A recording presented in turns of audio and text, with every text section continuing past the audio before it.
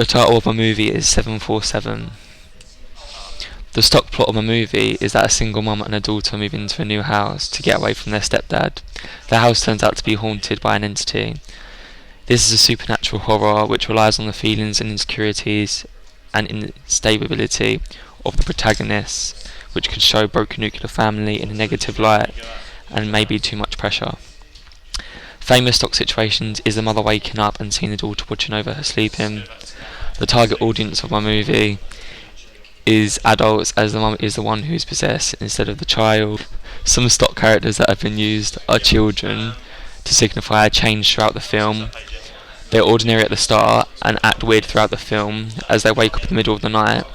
They may also be used as a bridge between the entity and the protagonist. It is easier to believe the unbelievable with children as well. The protagonist is a single mother, which could be seen as the final girl, as she is single, raising a child by herself. This may represent power and feminism. The antagonist is the spirit, targeting her specifically, which could represent the personal struggles single mums go through in the real world, such as loneliness. Tom Jamieson could be seen as Pandora, as the protagonist Zoe reveals his real name, and that he has a daughter that died in the explosion. Later on in the trailer we find out that the daughter is the entity hunting Zoe's house that died in the explosion. The entity is the antagonist, who died in the explosion in the Westbury lab. She was tortured for science experiments. She wears a white hospital gown and has long blonde hair. This could be an Americanized version of J-horror. The scene opening, the protagonist is suffocating in water. The oxygen is cut off. This is effective as it is key to survive, mirroring the struggles she may be facing in real life. Originally, the script said in the 4 glass walls, but I have adapted it to what is physically possible to achieve in my group. This is seen in the trailer as a flashback. In the trailer, Zoe visits the Jameson household to question him about the explosion of the Westbury lab.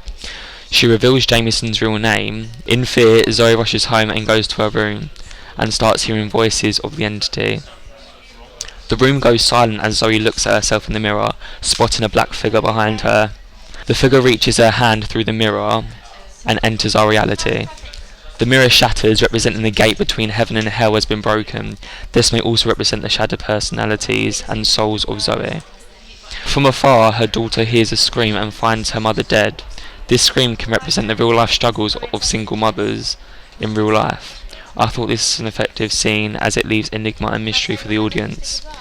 It also leaves the audience to question how she dies, leaving a typical cliffhanger at the end of a teaser trailer. The forms of mise-en-scène that will be used in the trailer are theatrical makeup for the hand of the entity that is reaching through the mirror. I may use pale makeup, fake blood and wounds on the arm to represent the past traumas the entity has gone through in her past life. For example, she died in the explosion of the Mercury lab. This may leave shatters of glass in her hand, etc. I will also use a white gown representing where she died, which was at a hospital. Some of the typical shots in my teaser trailer will be an establishing shot to signify where most of the drama is happening in the trailer. I will also use close-ups and extreme close-ups to show the protagonist's fear and emotion. This may convey visceral and emotional pleasure for the audience, accentuating the horror tone and setting. I will be sure to use fast-paced editing, for example quick cuts along with cross-cutting in the montage where the mother sees the figure in the mirror getting closer to her. The other scenes that will be featured in the cross-cutting will be the mother's daughter innocently playing in the bedroom, along with scenes from Tom Jamieson in guilt because of his daughter's death.